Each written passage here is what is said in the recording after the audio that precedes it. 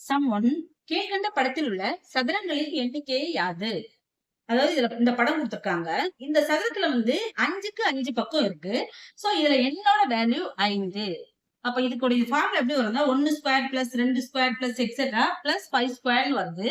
இப்ப இதோட ஃபார்முலா இது இயல் எண்களின் வர்க்கங்களின் கூடுதல் ஃபார்முலா கொண்டு n into n plus 1 2n plus 1 divided by 6.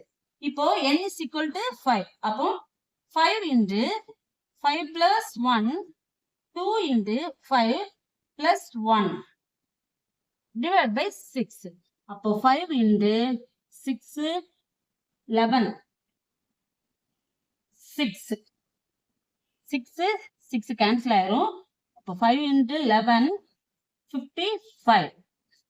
Answer 55. அப்போ சதுரங்களின் எண்ணிக்கை 55. Sum 2 ஒரு சதுர பலகையில் உள்ள சதுரங்களின் மொத்த எண்ணிக்கை என்ன அப்படின்னு கேட்டாங்க. சதுர பலகைனா செஸ் போர்டு. ஒரு செஸ் போர்டுல 8க்கு 8 பக்கம் இருக்கும். அப்ப n is equal to 8. இப்போ 8க்கு 8 பக்கம் இருக்கிறதுனால ஃபார்முலா இது எப்படி எழுதணும்னா 1 square 2 square plus etcetera 8 square அப்படின்னு எழுதணும்.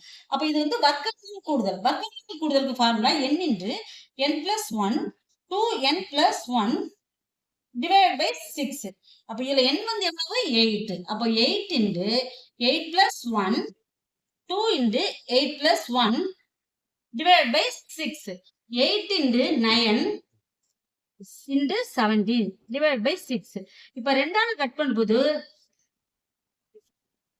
இது 3ஆல கட் பண்ணும்போது 3. அப்போ 12 into 17